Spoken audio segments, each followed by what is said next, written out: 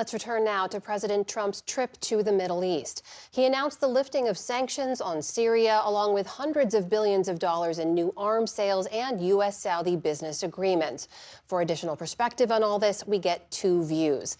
Vali Nasser is a professor of international relations at Johns Hopkins University and was an advisor in the State Department during the Obama administration. His latest book is Iran's Grand Strategy, A Political History.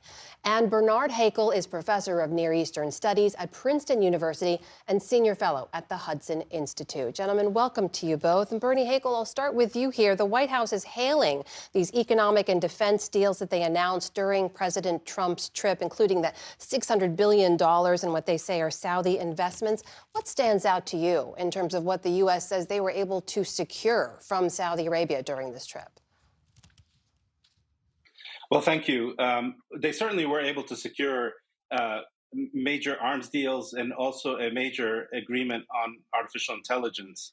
But I think the American administration's principal goal has been to, and Saudi Arabia's principal goal has been to forge a strategic alliance, because the Americans don't want the Saudis to veer towards China, especially when it comes to technology and AI.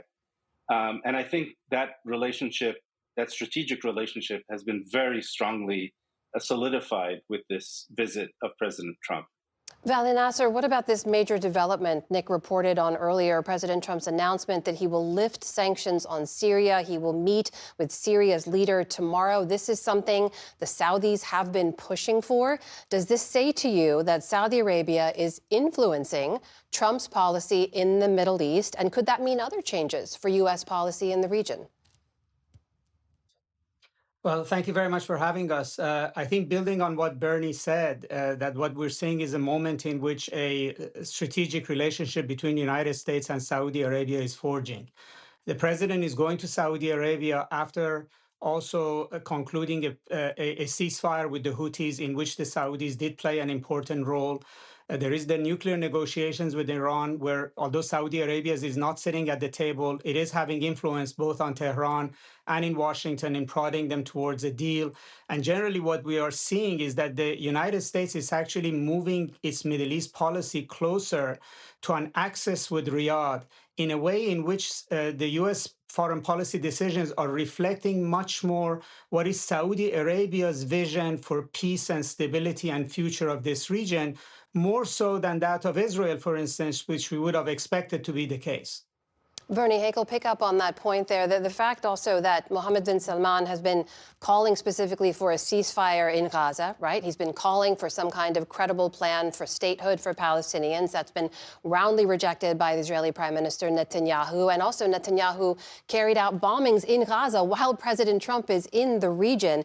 Does this meeting, you think, get MBS any closer to his goals for Palestinians?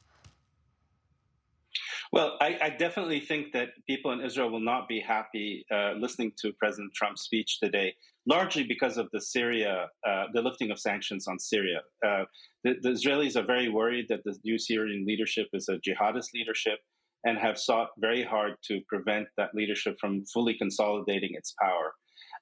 On Israel and on the Palestinians, also President Trump was clear that while he wants normalization between Saudi Arabia and Israel, he does understand that the Saudis are not ready for this unless the Israelis are going to commit themselves to to the establishment of a Palestinian state. And that's clearly not on the cards. He did not, though, President Trump did not come out and condemn Israel for its actions in Gaza. He just lamented the terrible humanitarian situation there. And so far has not really exerted any pressure on Israel to stop its attack on Gaza. And that, I think, will have disappointed the Saudis greatly. Vali Nasser, pick up on that. Do you agree with Bernie Hakel's take? Yes, I think he's correct in the sense that Israel has wanted to follow up on its initial war in Gaza to finish off Hamas, to occupy the territory, to pacify it. It also wanted to take the war to Iran and finish off Iran's nuclear program and essentially have a military solution for this region.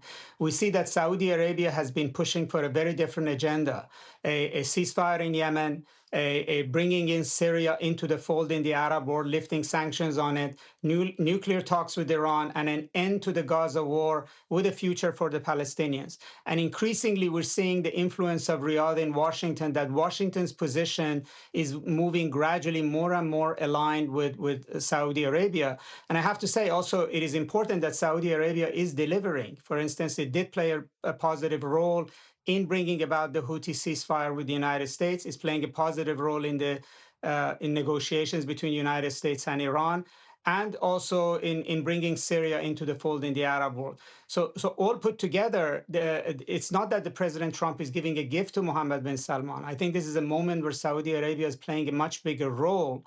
And because it's playing a bigger role and effectively, I think it's having an influence on American foreign policy. And to Bernie's point, that's not welcome news in Israel, which has a very different theory of how to move forward in the Middle East. Bernie Hakel, when it comes to the relationship between the U.S. and Saudi Arabia, though, previous U.S. governments had they've made a point of bringing up, of showing concern about human rights abuses in Saudi Arabia. This government has not. It may not be surprising, but is that good policy to you?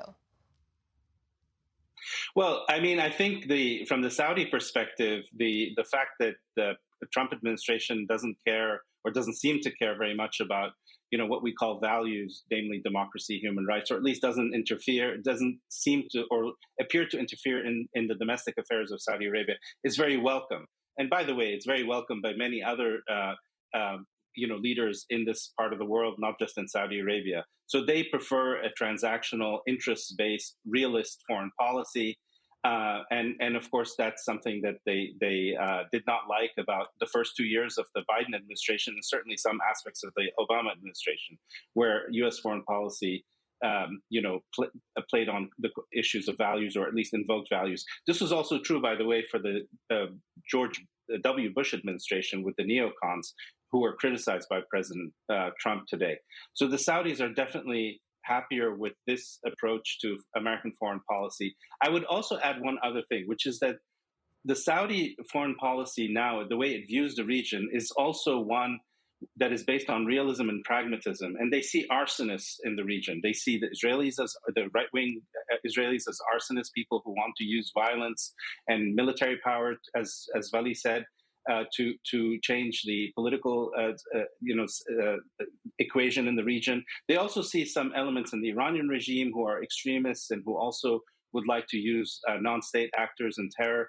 And they very much want to move away from the, let's call it the arsonist view and plans for the Middle East towards one that focuses much more on order, stability, prosperity, economic development, because they cannot diversify their economy. They cannot move away from their dependence on oil without that stability and that order being, being the way the region is managed and run. Vali Nasser, in the last minute or so we have left, I'll give you the final word. I think I concur with Bernie. I think this region has gone through tremendous amount of trauma in the past 2 years, and its future is hanging in the balance of whether it's going to be more war or some path to stability and economic development. And I think to be preaching democracy and values at this point in time without having a roadmap going forward would fall on deaf ears in the region. I think the Middle East is looking to the United States to show a path towards stability. And I think that's what is important about this visit to Saudi Arabia. Vali Nasser and Bernard Hakel, thank you both for your time. Really appreciate it. Thank you.